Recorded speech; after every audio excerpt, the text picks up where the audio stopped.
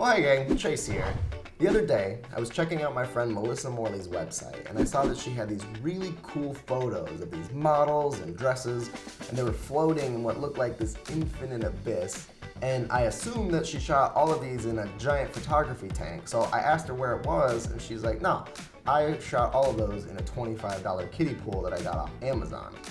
I wanted to know how she did that, so I volunteered to buy all the supplies she would need to do it again if she would come to my office and let me record the process so that I could show you guys.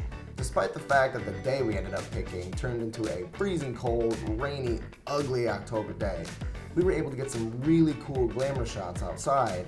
Here's how. Rolling? Yep. Okay. Oh, we're both gonna cross our legs? I mean, That's happening. I'm sitting here with my friend, Melissa Morley. So, we got your pool.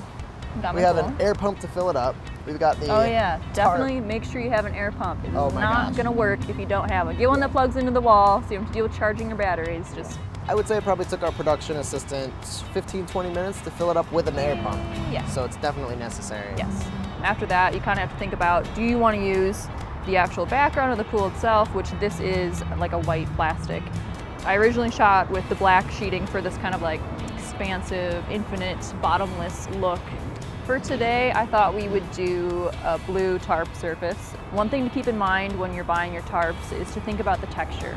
This looks like a tarp. The plastic sheeting does not. It's smooth, and you're gonna have an easier time in post with that. So if you're not comfortable like doing a little bit of post work on a tarp just to do like a blur on it, go with the sheeting. How'd you go about finding a makeup artist and a model? If you're just starting out and you don't really have your network established where you can just kind of call whoever you think would be best to work with you, use Instagram or any social media as a tool to just reach out, be like, hey, love your portfolio, would you be interested in collaborating on a shoot with me? You know, you're asking someone to work for nothing, so be mindful of, you know, maybe get lunch for everybody, just kind of treat your crew right. When I first asked Mel to do this, the first thing she said was that choosing the right location was going to be the most important part. I know that a parking lot doesn't seem like the most ideal location for a beautiful glamour shoot. It's ugly as heck. It's outside on a day that was freezing cold and rainy.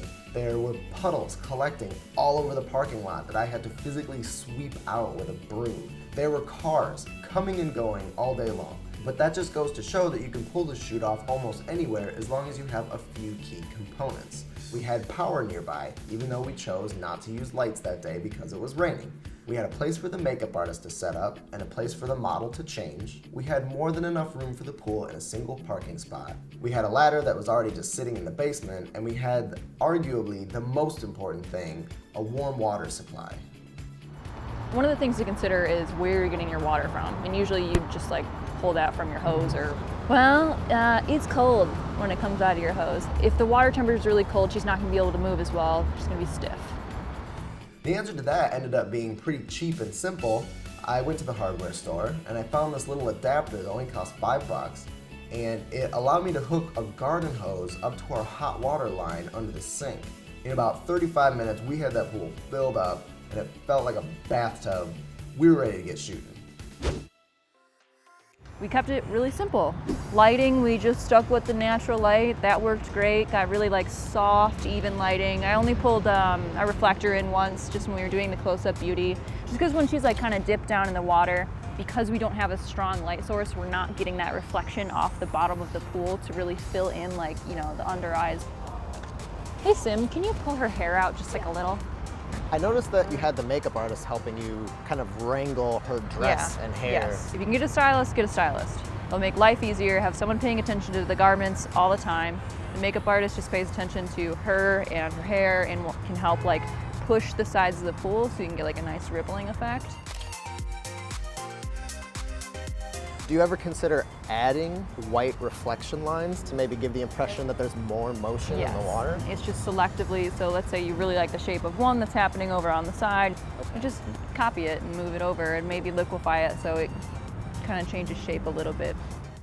We left the hose running on like half speed the whole time we were shooting so that there was always warm water piping into the pool for the model, but I eventually had to drain a lot of the water from the pool because it got too full.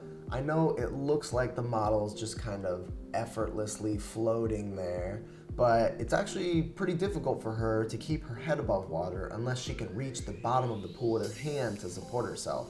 And the deeper the pool got, the harder that was for her. So word to the wise, don't fill the pool up all the way like I initially wanted to. Fill it up like halfway, see how the model feels, and if you can get away with a little more, put it in there. I shot wide open, again, to help reduce some of this tarp texture that's happening in the background. And then for the beauty stuff, I like to go to at least f8.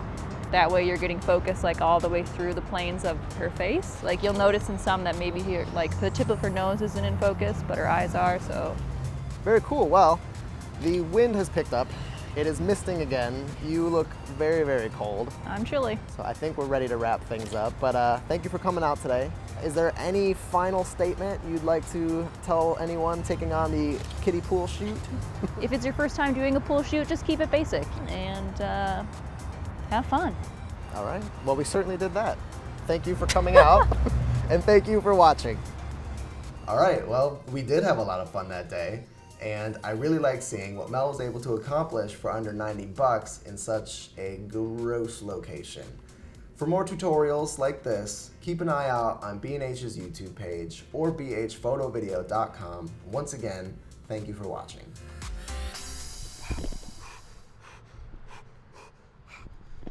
Stop it!